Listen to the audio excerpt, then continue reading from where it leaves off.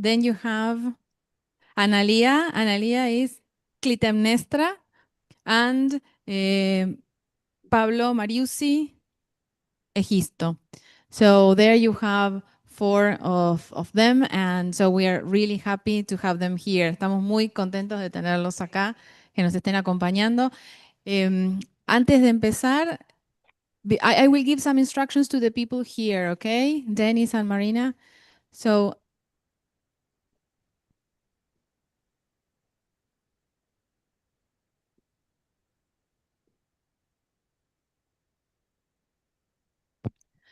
bueno, para organizarnos, como esto es un poco complicado porque estamos con una modalidad híbrida,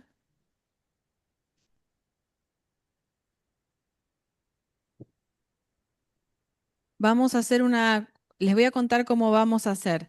Primero yo voy a hacer una pequeña introducción muy general y después Denis Rafter, que es a quien ven ahí arriba a la derecha, la va a presentar a Marina Carr. Marina Carr va a hacer una lectura y ellos dos van a hacer un comentario y esa parte la vamos a escuchar nosotros. Una vez que termina esa parte, ahí sí vamos a abrir a preguntas y respuestas, así que si tienen alguna, por favor, al finalizar levantan la mano y les acercamos el micrófono para que ellos puedan escucharnos. Hay personas también por Zoom que están participando, así que entre Paula y yo vamos a ir alternando las preguntas que pueda haber aquí en el salón con los que estén en el Zoom, ¿sí? Así que pedimos paciencia porque esto a veces es un poco complejo y la verdad es que nos gustaría tener a Marina Carr, no es aquí en Buenos Aires no es posible, así que estamos con esta modalidad que si bien no es la ideal, es la posible y estamos muy agradecidos a ella y a todos los que han hecho posible este encuentro. Así que vamos a ver si ya estamos listos y empezamos.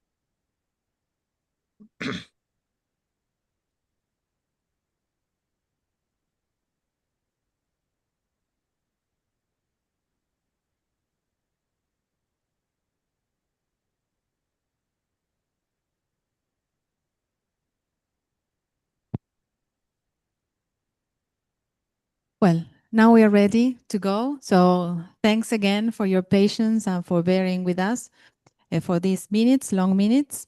Well, I'll make a very brief introduction and then I'll pass on the floor to Denis Rafter.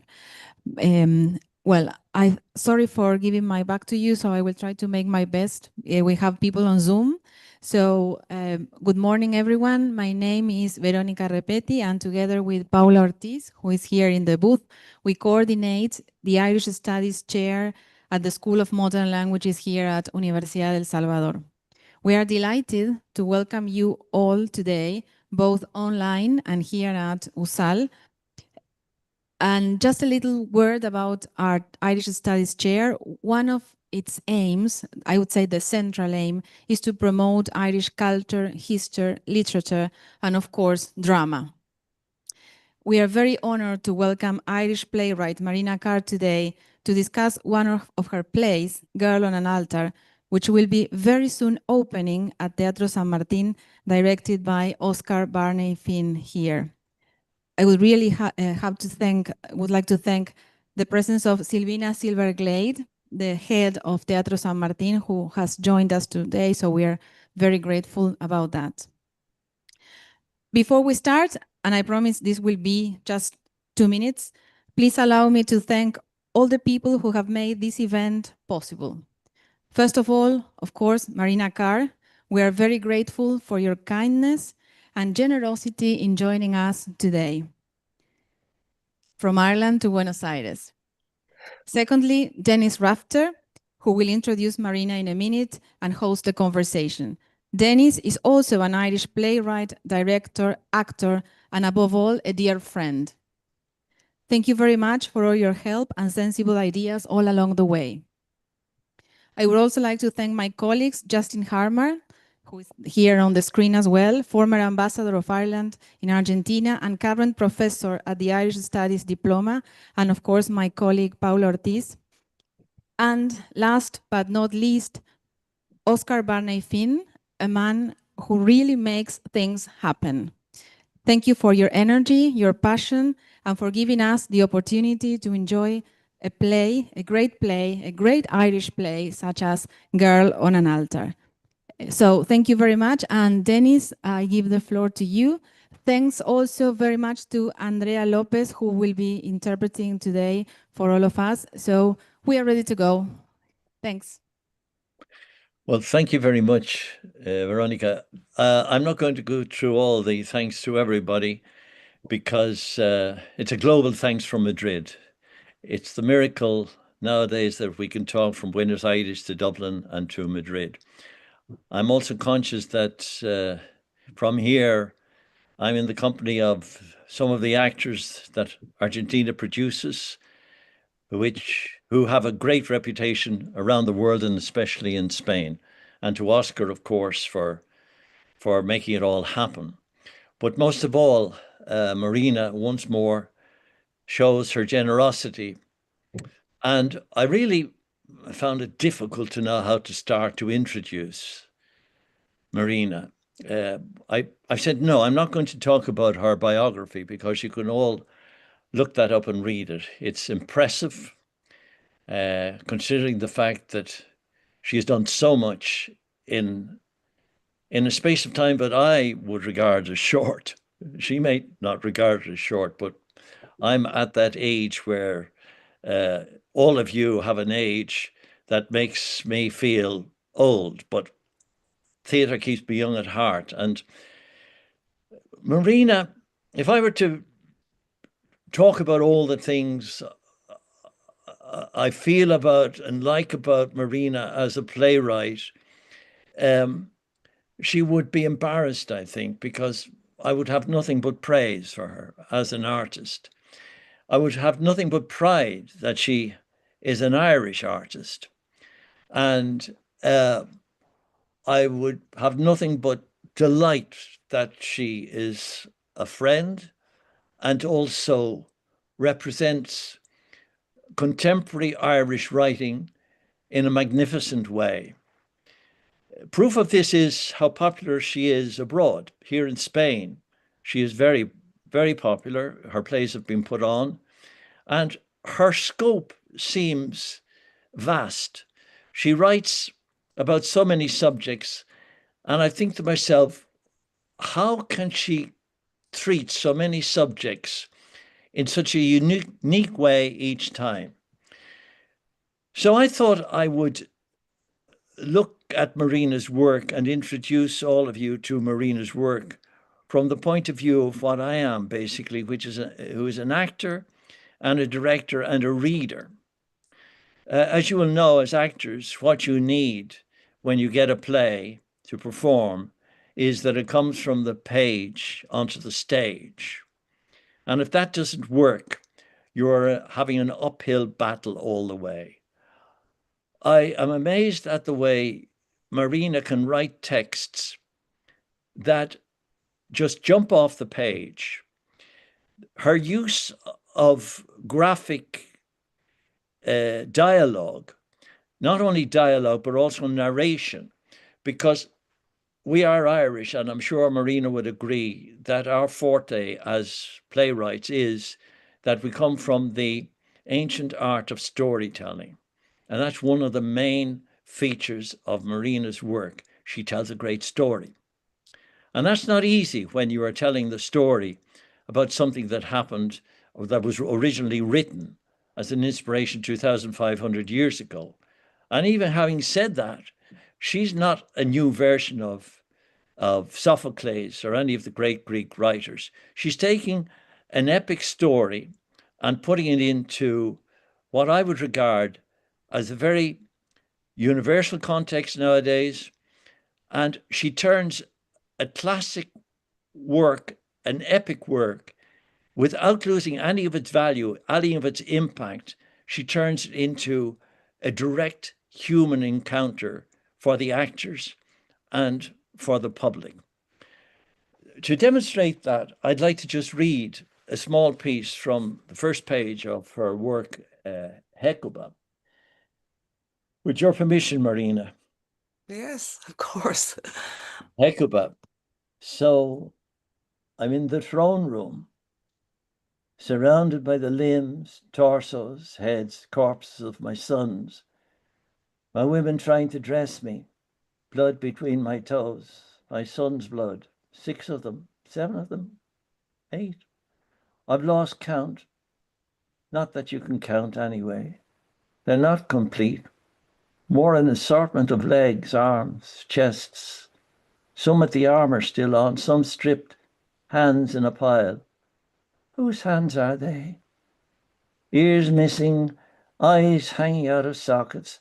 And then Andromache comes in screaming, holding this bloody bundle. My grandson, intact, except for his head, smashed off a wall like an eggshell. They're through the gate, she says. They've breached the citadel, they're here. I say, put him with the rest. Put him beside Hector, his father's mangled body. She won't stop screaming. Shut up, I say, you'll draw them on us. I tell the women to cover her mouth. We have no soldiers to protect us, all dead or still fighting, trying to save their own women, children. And I don't know where Priam is. He went out a while ago. When was it? Last night? Yesterday? My women are putting perfume on me. Perfume. I swat them away. The smell of blood wading in it, the tang of rotting bodies everywhere. Bodies that came out of this body. And I want to vomit. But there's nothing in my stomach. They've cut off our food supplies. As an actor, reading any of Marina's scripts, the first thing that strikes you about them is that you don't have to force them. You don't have to push. You don't have to look for the emotion and passion in them. It's all in the text. And you let the audience find their own passion without you intervening. Now, there are moments where you have to show passion. But Marina, the interesting thing about her from the classical point of view is that she's giving our protagonists the part of the messenger in the classics. The messenger who comes in and talks about what has happened off stage. She puts it up front. The other thing I'd like to quickly say, because I don't want to take too much of your time, just to sort of inspire the way you look at her play. The other thing is her directing. Now, I know she's been influenced by Samuel Beckett. And I was recently in Dublin and I saw The Boy. And it struck me that she has taken the essence of Beckett, as any other great artist can do, take the essence of Beckett and make it her own. She doesn't copy anybody. She makes it her own. She makes it new. And in that play, I could see what, for a director, is a wonderful thing. A minimum of set, a minimum of accessories. On stage, you have the purity of theatre, Marina's purity of theatre, which is a space and the actors are the set. and nothing stands between them, the public, except a text that creates such images that I actually, when I was reading Ecupa, I felt tears inside me. And that is a gift of genius. I've only met really one other great genius, and he has something in common with Marina, or Marina has something in common with him, and that's Seamus Heaney. Seamus Heaney was so generous. He was so generous with everything he did, everything he said, and it comes in the work that he wrote too. Marina has that generosity as a person, as a writer, and her generosity today is clear. And I'm sure I will finish with two questions for Marina so that she can start talking soon. And I hope that we are all able to benefit from what she has to say, because that's the real purpose of why we're here. The questions I have in my mind are, Marina, what voices are you listening to when you're writing? Where are the voices coming from? You don't have to answer that immediately, but your head must be full of so many voices. They must all be fighting in your head for protagonism. How do you sort them out? The second question I have, where does your wonderful insight into human nature come from? I mean, that for me is very relevant to the time we're living in now. I hesitated from talking about, the time we're living in now needs writing like Marina Carr. No, the time we've always lived needs writers like you, Marina. So thank you for coming, and I hope that I haven't taken up too much of your precious time. Oh, Denis, thank you so much, and for that lovely introduction and those very complimentary things you're saying. And I'm sorry, my son was hoovering and he knocked off the internet, so I missed some of what you were saying. But hello, everybody. It's a great honor and pleasure to be here talking to you via Zoom. So your two questions, Denis, we might come back to them. Yeah, I really, okay. I'm a person who has more questions than answers, and I don't know. We'll see what comes out of my mouth after. But I will start by, if the gorgeous actors will permit, and I will read a scene from Girl on an Altar. And I hope it doesn't interfere with your very own particular creation of the parts. But let's go. Let me do this. Okay, so it's scene 2, and it's sorry, that's my husband just coming in. Hi, honey. 1 second. Sorry, 1 second. We're doing a Zoom, sweetheart. Sorry about that. So it's scene 2, and it's I suppose it's the sacrifice scene. So the characters are Agamemnon, Clytemnestra, and Cillissa. They're the people who are speaking. I'll call out their names as I read what they're saying. So dawn, pink sky, sound of the sea. Agamemnon. Atarxis, my general, lifts my daughter up to me. She turns to kiss me, a garland of gentians in her shining hair. They have her decked out in white, gold sandals on her small brown feet. I give her the reins and she whoops with delight at the speed of Aetha. And I'm thinking, I can't do this. I cannot do this. The whole camp is armed. Everyone's dander up. Achilles preening in his glittering armor. His eyes flick to my daughter, then back to me. I can hear him thinking, he's calling our bluff. He'll never go through with it. Won't I, immortal upstart? Won't I indeed? I'll show you what the King of Kings is made of. I'll show you what must be given away. I'm the one leading this army to Troy's pink walls if I have to kill you all to do it. Zeus Agamemnon to you, you marauding parvenu.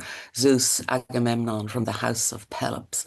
Zeus Atreides Agamemnon, great-grandson of Helios, the sun god's blood runs in my veins, veins of gold, you treacherous blue blood runt. And this is Clytemnestra. I'm shaken out of sleep. Celyssa hissing in my face. Celyssa. They've taken her, and beyond in the kitchens, they're putting it around that there's to be no wedding, but some unspeakable offering on the altar below at the shore. Clytemnestra, taken who? Celyssa, Iphigenia. She went by on her father's horse at dawn. Clytemnestra, she's with her father, she's safe. Celyssa, the sacrificial fires are lit, priests dancing across the sand with their drums. She's standing on the altar, her dress in tatters. Clytemnestra, what are you saying? Where are the babies? Celyssa, come now. Clytemnestra, stop your ranting, woman. Celyssa, no, listen. The oracle, the gods. Artemis slighted, Zeus angry, the wind all wrong, Troy a vanishing dream. Iphigenia, they want her. Clytemnestra, want her for what? Celyssa, she's the sacrifice. She leaps over me and is out the flap, tearing along the cliff, screaming like a banshee. I tear after her, our feet in ribbons as we pound the shale, haul ourselves down the slope. All the women suddenly behind us, and we're roaring, shoving, tripping, sliding down the dunes as she flies ahead in her nightdress. Clytemnestra, the beach thick with all the tribes, armour gleaming, hands on the hilts of their swords, the sky blackening, a glut around the altar, 3 massive boulders, the men parting like wind in barley as we sighed through them, and then, oh, Celyssa, he's standing on the altar, mask on, obsidian knife in his hand, Iphigenia raised to the skies in his right arm. Clytemnestra, blood on the stones, his arms, her throat. Celyssa, she takes a flying leap at the altar, manages to scale the jagged stone, fury propelling her, wrestles the child from Agamemnon with such force he falls backwards as she rains kisses like blows on the dying child, trying to shake the life back into her, stanch the river of blood flowing from her neck over her arms, her face and her mouth, clinging to the girl they've stripped to the waist. And the high priest steps forward, pounding his drum, berating her in his high falsetto. Shame on you, woman, botching the god's sacrifice. Shame on you. Clytemnestra, shame on me. You have stolen my child, butchered her like a beast of the field. Shame on me. Shame on you, you band of prancing gorillas. May you never reach Troy. And if by some trick of fate you do, may you never return. May you die there, howling, a banquet for the crow, the rat, the wild dog. No one to mourn you, none to speak your memory except with hate and scorn. Your own mothers cursing you, you savage guests of time. Celyssa, her voice low, lethal, the men shifting, coughing, eyes full of fear. Do they actually expect a blessing for this carnage? Clytemnestra, Iphigenia, dying in my arms, black clouds rolling across the silver sea, wind rising, rain spattering, and then the heavens opening. Iphigenia bucking, choking, Agamemnon on his knees, struggling to get his mask off, her necklace in his hand. Agamemnon, go, take her with you before I have to do it all over again. Go before I have to slit your throat too. She flies off the altar, never letting the child from her grip. Her women close in as they move through the men who shove and stumble to back out of her way, afraid of her and the procession of keening women. Achilles looks at me, the guarded eyes that still won't give quarter, but he knows who's king round here now. There'll be no more trouble, no swaggering wide boys scheming for my throne. He watches as the elite come, bow, kiss my feet, all the tribes with their trumped up little under kings. I accept the tributes, the honeyed lies, the deference without taking my eyes off him. He's the last to come forward, of course he is, and only because he can't do otherwise. Everyone watching, waiting, can see him calculating. Can he he still swing it his way, the fury he can't contain, prancing, tossing the hair. But he comes finally, kneels like the rest of them, kisses my blood-stained feet, spits out the hollow words, Zeus, Agamemnon. That's right, I say, as I grip his hand and raise him in the accustomed manner. That's right, and don't you forget it. And he snorts and swaggers off, nostrils flaring. And I know I'm no god incarnate, but I'm the closest he'll ever come to one. Old Colchis comes forward with his sagging ditties, offering me the cup of sacrificial blood to drink, my daughter's blood. I knock it from his hand and grab him by the throat. Atarxis is there in a flash, separating us, the whole camp gasping. Cool it, Atarxis says. No more oracles, I say. No more of your Pythian riddles that can be read 1,000 ways, you demented old woman. I only read the signs, Colchis mumbles, the sick eyes leaking down the ravines of his face.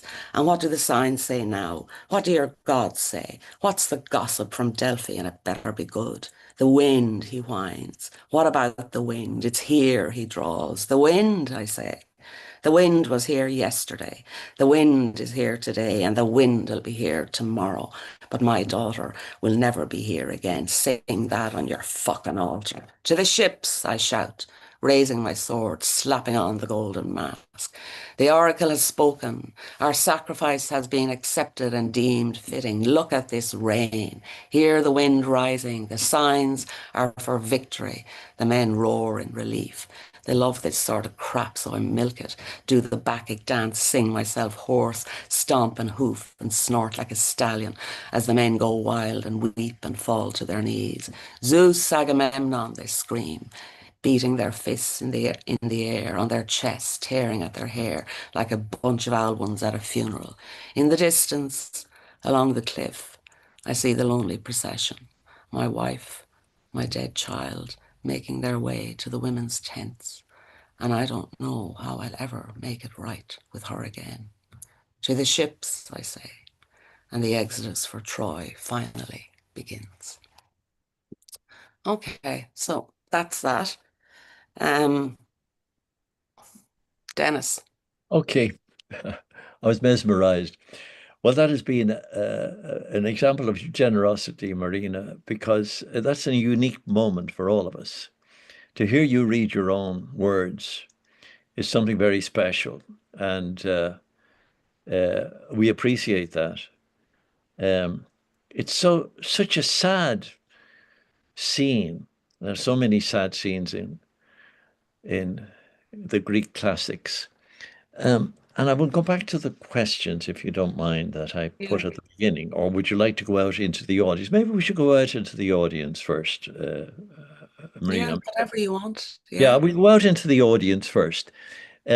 So, Veronica, is there anybody there who would like to ask a question now? Because that's very immediate in their minds, and they may have it very fresh now to be able to ask a question for Marina.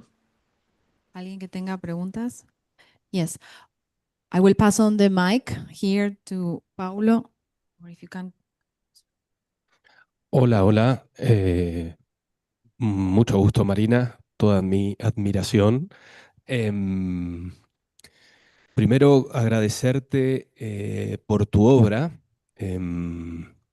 Como decían antes, escribes textos que para los actores es muy difícil agarrarse de algo personal como para crear esos personajes, sacar afuera lo que han vivido. En mi caso, Agamenón tiene el sacrificio con su hija y yo me pregunto cómo se puede seguir adelante después de eso. Sin embargo, lo hace.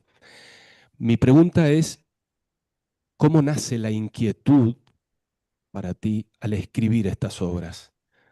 Has escribido sobre mujeres, tragedias griegas sobre todo, y cómo empezó esa inquietud para volcar en un papel, en una pluma, en tu pluma, y volcar estas historias para todos nosotros y poder disfrutarlas.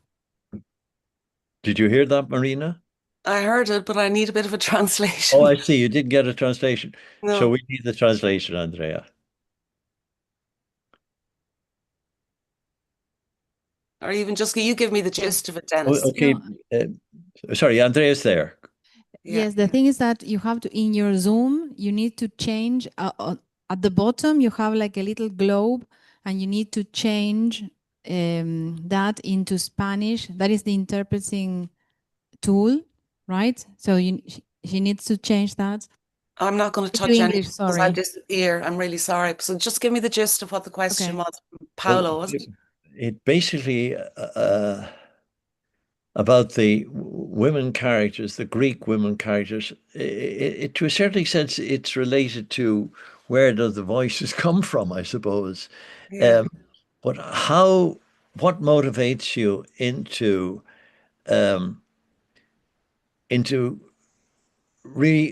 reviving or the word in Spanish is resucitando, resuscitating these characters. I'm not sure the actor, when he was speaking that time, I wasn't concentrating on that. I would have to translate afterwards.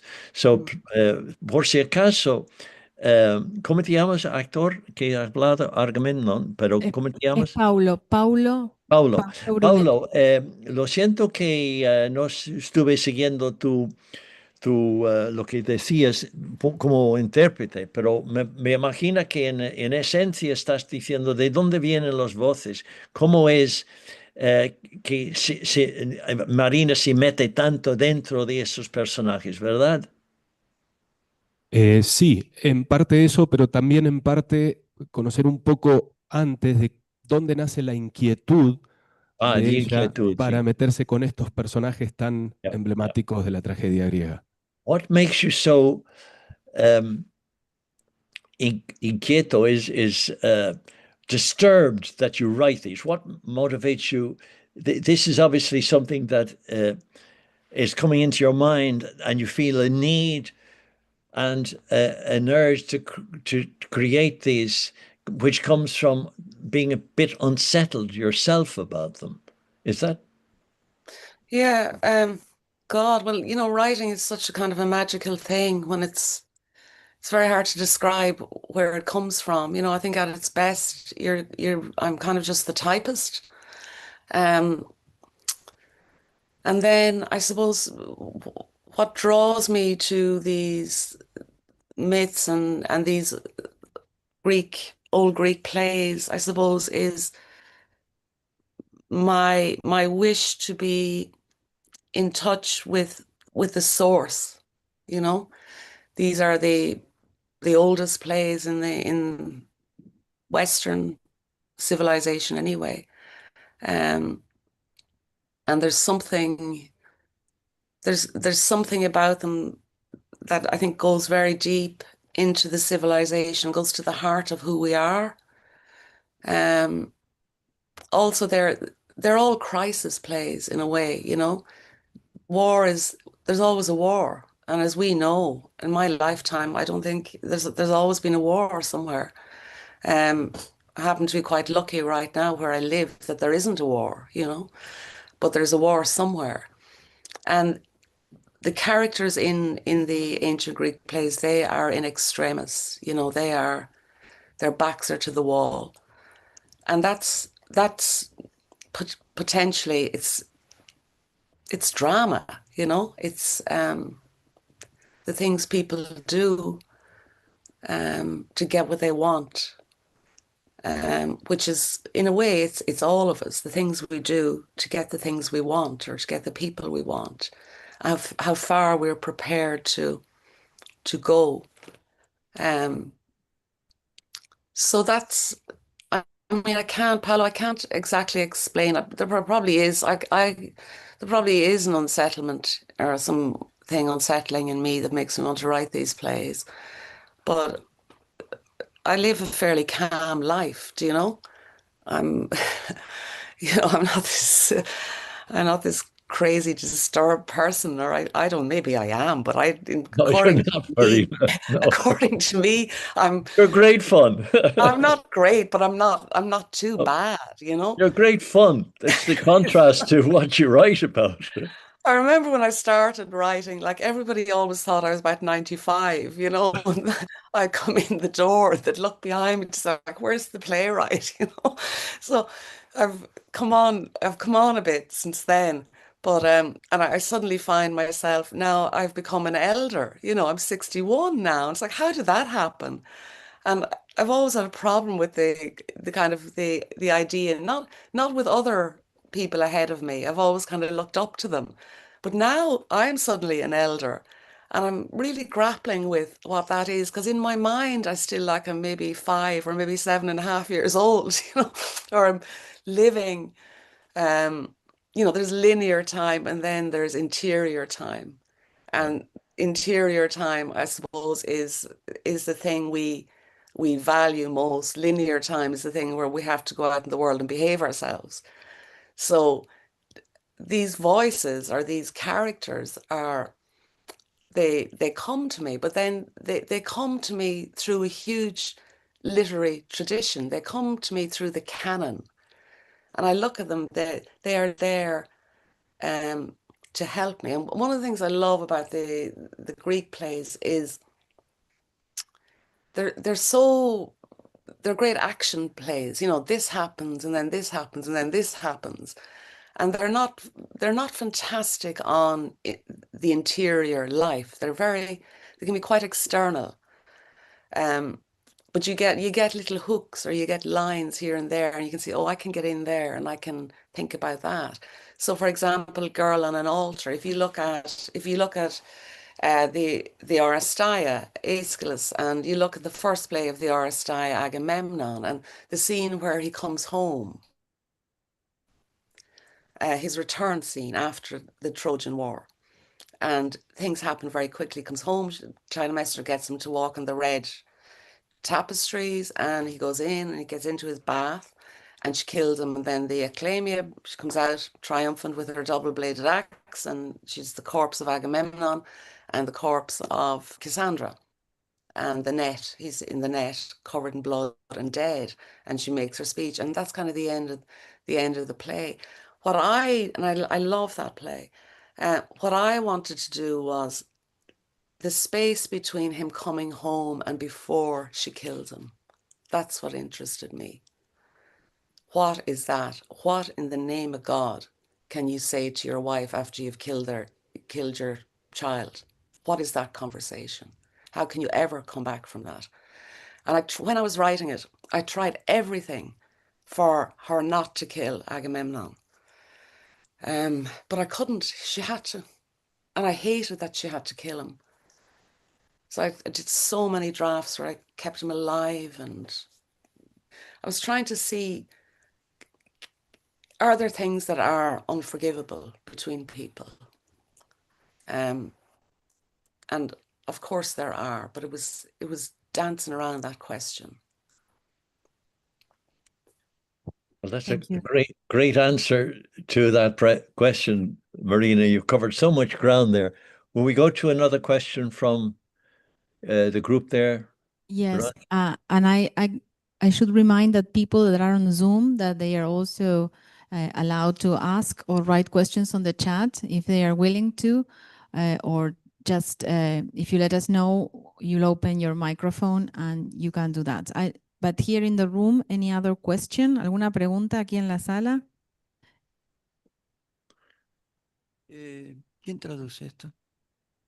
Más que pregunta, yo me sumaría un poco, ustedes tienen que entender, Marina, que estamos todavía en el proceso de concreción de la historia, pero quisiera decirte que es una historia fabulosa, apasionante, pero que plantea de entrada algunas inquietudes grandes, que son cómo uno recrea ese espacio escénico que en la obra escrita está sugerido por elementos poéticos que refieren al mar, al cielo, a los momentos tan breves, tan ascéticos, pero tan provocadores, que uno se encuentra con la nada, pero también con la edificación que de pronto la memoria de uno puede hacer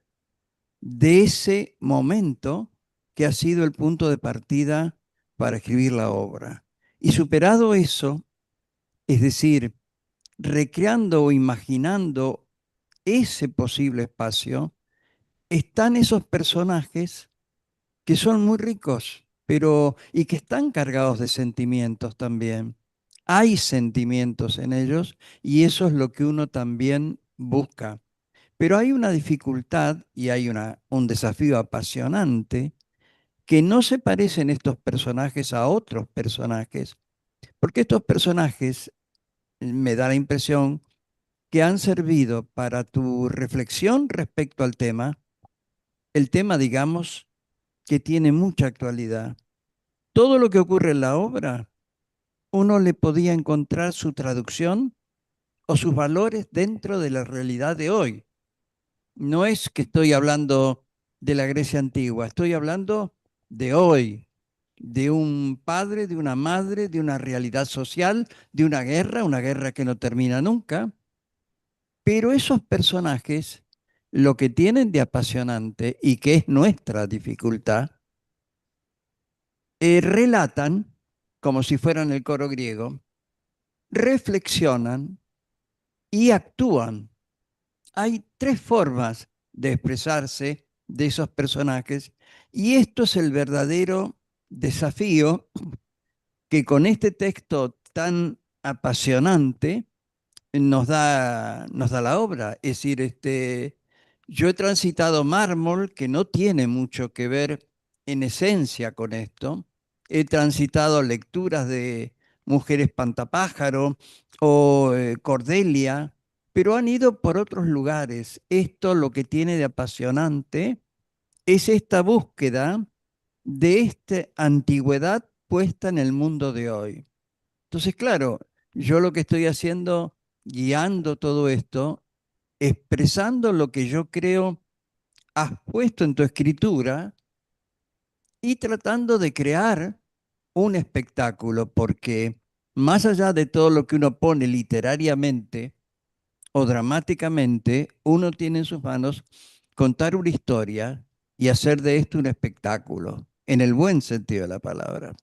Entonces, claro, todavía estamos en un plano donde estamos buscando la mayor efectividad de las escenas y entonces todo lo que digas, todo lo que reflexiones, yo había leído esa predilección que tienes por el momento de la llegada triunfal de Agamenón y que no, y que esa idea que está desarrollada en la obra era ese interés de ese momento para no precipitarlo y que sea el sostén de la obra. Y a mí me parece eso fabuloso. Espero que cuando la presentemos, la gente que venga encuentre todo esto que nos mueve. No sé estas reflexiones cómo te suenan. No son preguntas, son más bien reflexiones. Las preguntas, digamos, ya pasó en principio la etapa de los interrogantes que en un principio me dio la obra, que era hacia dónde voy y cómo voy. Well, I don't know. I think that Marina is not listening to the interpreting, is no, she? No, no, she's she's not. not So, listening to the can't figure it out. interpreting. I'm so sorry. So can you And give me it's just going to be difficult for me to give you a full translation of all of that because normally I would Yeah. let two or three phrases go and then translate this. Well, Oscar has said many things about the staging of the show, and the questions he had initially have more or less been overcome. And if you can understand this, Marina, he seems to be concentrating on the triumphal arrival, Agamemnon's triumphal arrival, and where it goes from there. I think I'm correct in saying, Oscar, that you think that is a moment of staging, a moment where the success of that leads into what will subsequently happen. And there has to be that contrast. It also feels unsettled also himself by the play and how to stage it. And that has something to do with how one creates the scene on stage, because as we were talking about earlier on, you're fairly minimalistic with your space. So there are some poetic moments in the dialogue which help, but the staging of it, that was one of the challenges they had. There are moments that are full of sentiments, and in that space that's there, how his challenge also was how to take them out and put them into before a public. I mean, sentiments is part of the play, obviously, or not. I don't know to what extent you would feel Beckett has sentiments in the play, and I know you're influenced by him, but you're also talking about actualidad, as we said, real, what's happening today, the reality of today, and he finds that was also there all the time when he was directing the play. He felt that there was a great challenge in trying to handle a fascinating text. As well as that, the dramatic content was basically to tell the story and turn it into a show. I mean, the text is there, but it has a dramatic context. Of course, as a director, he has to put it on the stage. And he didn't struggle with it, but that was one of his main focuses as to how to give full value to the text you had written so that in the staging, it loses none of that.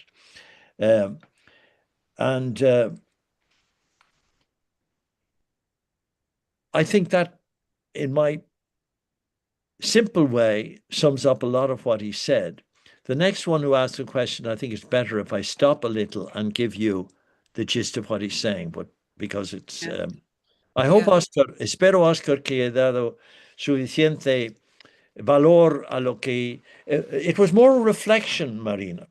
Yeah. He was reflecting a lot on the play. Yeah, I got that sense. And he's reflecting in a very honest way about the difficulties of the director, while at the same time recognizing he was talking about Marble and also the Cordelia Dream and Woman and Scarecrow, which were so different in many ways, which he had read, and I think the Marble was staged in Buenos Aires. I'm not too sure, but he was comparing those, and everything has an element in the questions. Everything seems to have an element in your way of thinking when you're staging it, when you're writing it for staging. But do you want to comment on that, or will I turn to another question? I'd like to say a few words to Oscar. Oscar, thank you so much for spending all this time on my work. I very much appreciate it.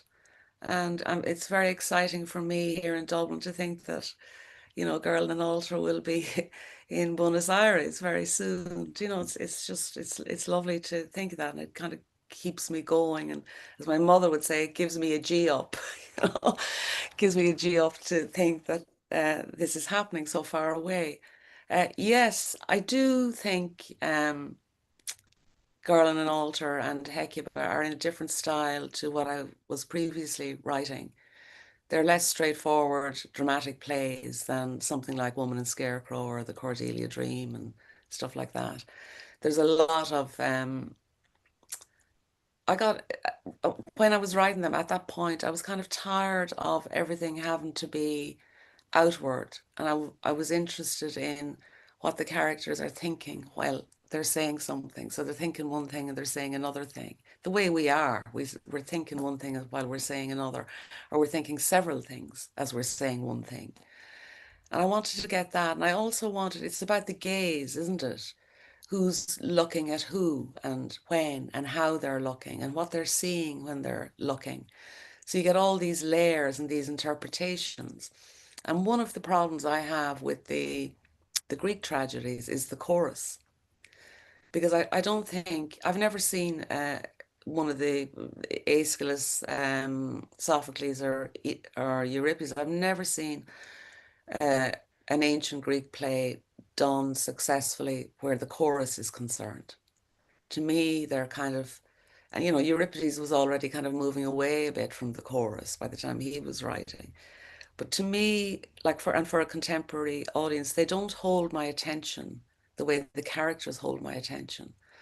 So in a way, and then somebody said to me long after, I'd never thought about it, but I decided I'm not going to have a chorus. Because it's intrinsically undramatic as far as I'm concerned. And it seems to me very much at odds with the action. And then somebody said to me years later, you know, your Hecuba and Girl in an Altar, each of them are each other's chorus. The characters are a kind of the chorus for the other character, and so on. It's that kind of domino thing.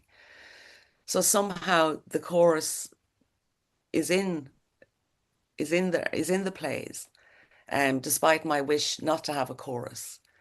So however that happened. And also I wanted, it's very difficult in straightforward dialogue to capture the interior life of your character. You can do it with monologue, you can do it through, if you're very technically astute, you can figure it out maybe with dialogue. But it's really difficult to give a sense of the interior life of your characters, to get that across successfully in your writing. And that inner voice was what I was trying to get at for each of the characters, if that makes sense, Oscar.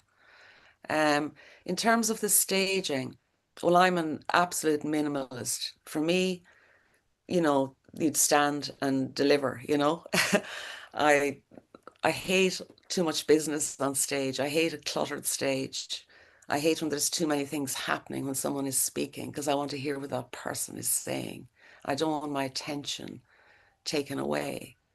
And I don't want it undercut by a piece of action. But that's a writer speaking. A director and an actor will have a completely different attitude. But I think because it is so text, it's huge chunks of text after huge chunks of text. And of course you have to find ways that will dramatize that, where your actor is, what they're doing when they're saying what they're saying, what the others are doing, who's watching who, etc. What's happening on the stage. The one thing I found, and speaking to a lot of directors who've worked on Hecuba and on Girl in an Altar, is you cannot be literal. So if somebody's describing someone having a cup of tea or a glass of wine, that cannot happen then. It can happen before or after, but it cannot happen then. There's something about it, it just doesn't work. So stuff like that, I'm sure that has happened in your rehearsals, and that's probably been a conversation with the actors and yourself, Oscar, about how do we give life to this without literally doing what the speech says. It's like you have to come in, your direction or your acting has to come in at a slant, I think. I don't know if that makes sense. Makes a lot of sense, Marina. Yeah. Any director would be very much helped by those observations. And as I said earlier, Beckett's influence in minimalism, because in Godot, you know, what you need, a tree and a mound, Yeah. and it's all there. Yeah. Will we go to another question from some of the actors, Veronica? Pregunto. Sorry, there is one comment by Oscar Yes. on the reflections by Marina. I hope that now you will hear the translation from the interpreter, because we have done something different. We have done something. We'll try something different. Okay. Tell me, Marina, if you're hearing it. Just put up your thumb, because otherwise keep Quiero jotting some of the things Oscar simplemente said. agregar que yo también me sentí totalmente identificado con esa ausencia del coro, pero que además, ¿no escucha? Do you hear okay, Marina? No. No. He feels he was also identified with what you're saying about the chorus.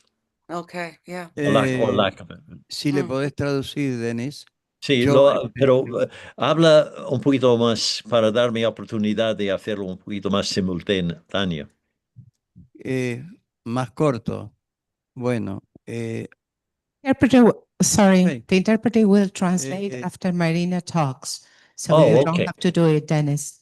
Right. Well, you'll Oscar, hear the Oscar. translation after Okay. Oscar talks, yeah. No, simplemente más allá de las dificultades, que es no estar hablando un idioma y además estar en esta comunicación, no quiero complicarlo, pero quiero decir que, por ejemplo, la ausencia de coro es algo que me entusiasmó en mi primer lectura de la obra. Y a esa ausencia de coro también lo que uno está buscando es toda esa expresividad que tiene que tener cada momento. Nosotros aquí, yo en la lectura que hice, no voy a utilizar ningún elemento de utilería para nada. Es el texto lo que está presente. Y en la ropa y en el cómo se presentan los personajes, tampoco va a haber nada que reitere lo que ya está relatando el texto. El texto es rico y eso es todo. Es un espectáculo donde el texto y los sentimientos son lo que vamos a buscar. Okay, can you hear me, Marina? Yeah. Okay, so I try to translate what Oscar has says. The idea is that, of course, this is not easy because we are not speaking the same language, but I don't want to complicate things. But the first thing I want to tell you is that the first time I read the play, I really felt really excited about the fact that there is not a chorus. And the thing I decided when reading and decided to put the play on stage is that I'm not going to use any props. There will be no props on the stage. Right. And just the text, the same. The clothes or the actors will not be representing anything else, just the text on the stage. It's a very rich text, so I think that with that, it would be the only way to put it on stage. Okay. Yeah, well, I really like the sound of that, Oscar. That's right up my alley, you know, minimal. And then of course that throws everything onto the actor.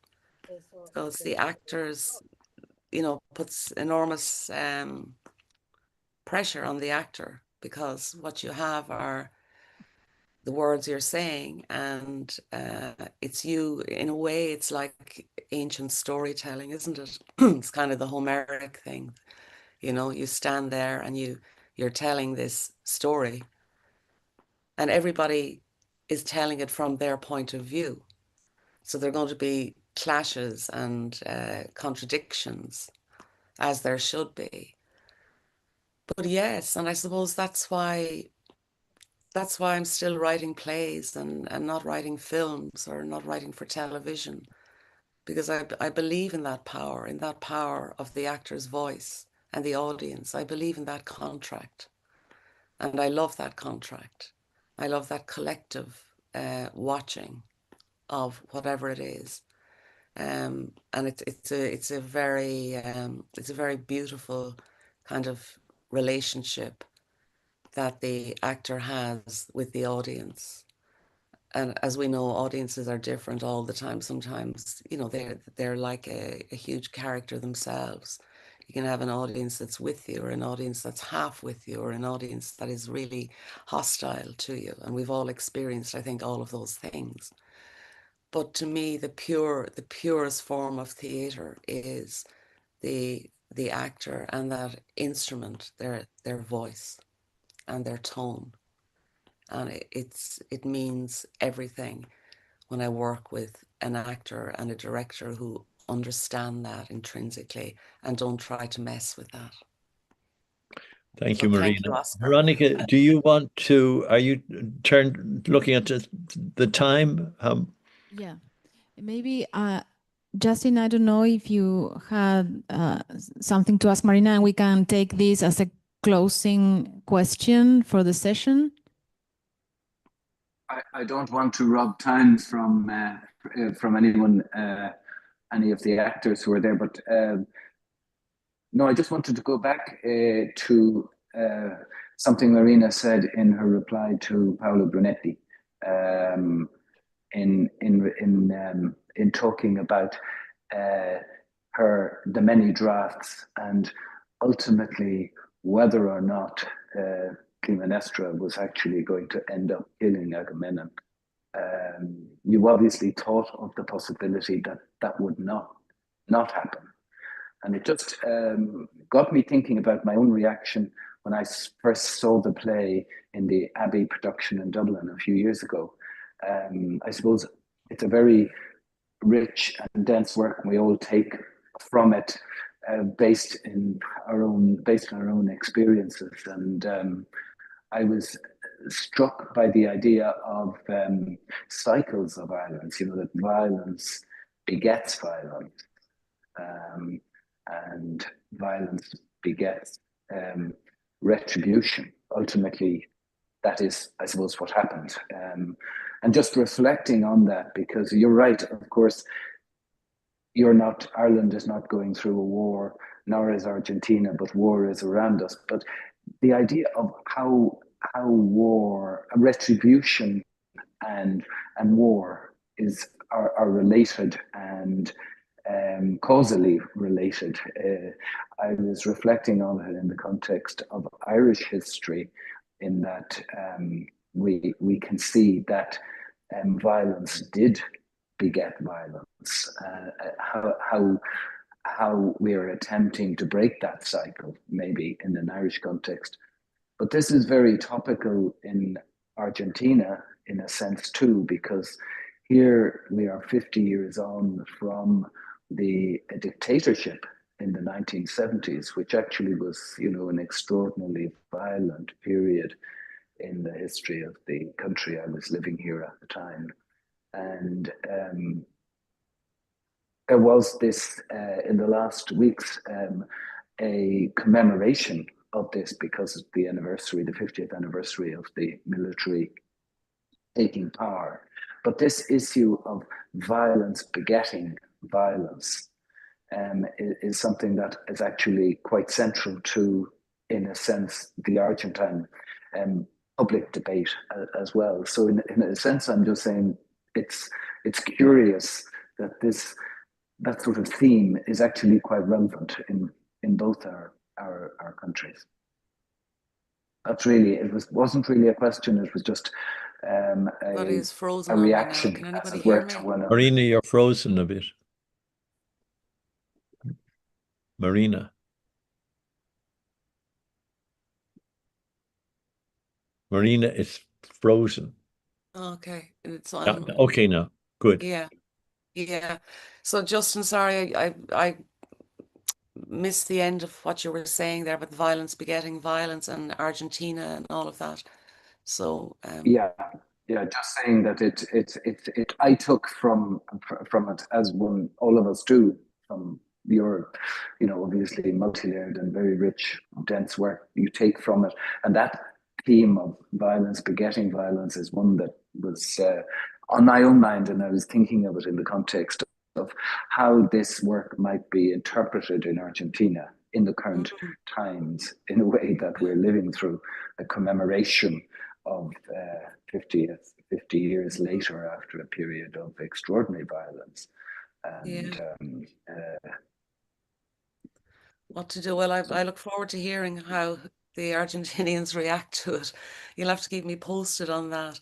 But that idea of war as the backdrop, and war as the backdrop to our lives, and it's really disturbing when you actually start to think about it, and you wonder, it's in the DNA. What is this hyperaggression that we as a species, as a race, what is it in us that we need to kill, and that we're capable of killing, and you wonder where that has come from, and why it is so, and what is it in our nature that we haven't yet learned how to leave each other alone.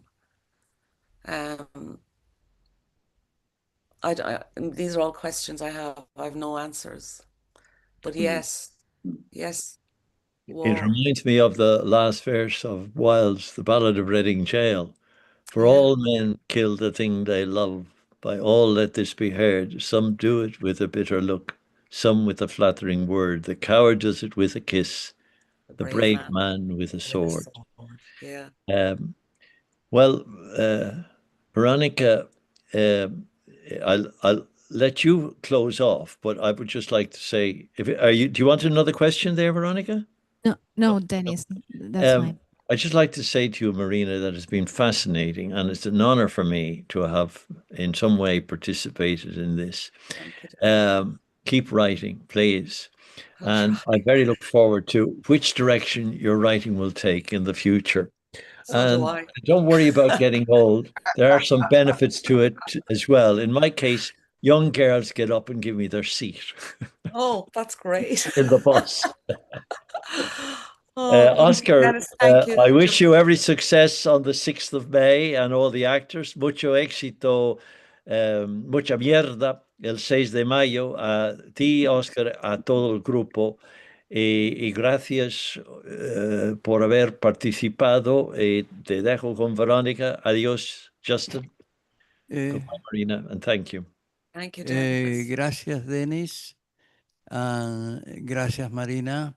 Siempre es grato poder tener este tipo de comunicaciones. Lamento que no tenerla más a fondo porque hay muchísimas preguntas y cosas que me encantaría poder dialogar. Pero bueno, será otra vez o iremos a Irlanda para poder decirlo o mostraremos el trabajo que hemos hecho. Pero quiero decir algo. Tengo entendido que tu próxima búsqueda, Marina, es hacia algo que también es apasionante. No sé si estoy errado o no, pero que vas a enfocar a Carlo Goldoni en Italia. Y eso me fascina, porque es una... ¿Eh? Ah, bueno. ¿Eh? Did you get any of that, Marina? No, I just heard you talking about Goldoni. Yes, can you hear me? Yes, the end of the question was that he doesn't know whether he's right or wrong, but your next project has to do with Carlo Goldoni in Italy, something that you are going to write about that. And of course, he loved that it was had the opportunity to make your questions. Of course, there are a lot of more questions, but that's the time we have allocated. And then the other thing was that we can show what we are going to do, or at least we can travel to Ireland, I don't know, Ireland, and ask more questions. That would be amazing. That would be amazing. And hopefully I'll get to Argentina as well. Yeah, I am doing, I've done it actually. It's finished, it toured around Italy. I wrote a play inspired by a Goldoni play. It was for the Winter Olympics. It was an Italian kind of, they asked me to. So I wrote it in English, they translated into Italian, and it's done a tour around Italy, and it's coming to the Abbey in August. In Italian with the Italian actors, so that'll be interesting. Be English sort. That'll be very interesting. Yeah. So, and I love. I have more success in translation than I have in the English language, which is very interesting. I have productions all over the place in translation. What about here? Do you know? But that's the way it is. I'm not complaining. I'm delighted. And Oscar, it's such a pleasure to talk to you and all those gorgeous actors. Actors are my favorite people in the world. I think you're just a great band of wandering minstrels, and you tend to be the same the world over. So I hope you're having fun with it. And hopefully at some point I'll get to meet you all. Thank you all so much. And Dennis, thank you. And Justin, thank you. Thank you, Marina. Thank you Thank so you, Maria. much. We'll let you know about the reactions here in Argentina once it's launched. So thank you so much. Thanks, Denny, for the extra effort of translating at the beginning. And well, we look forward to seeing the play here in Buenos Aires, May the 6th. So you're all invited. And well, we'll keep in touch. Thank you very much. Thank you very much for your time and your generosity. Bye, everybody. Bye. Bye, everyone. Thank you. Bye-bye.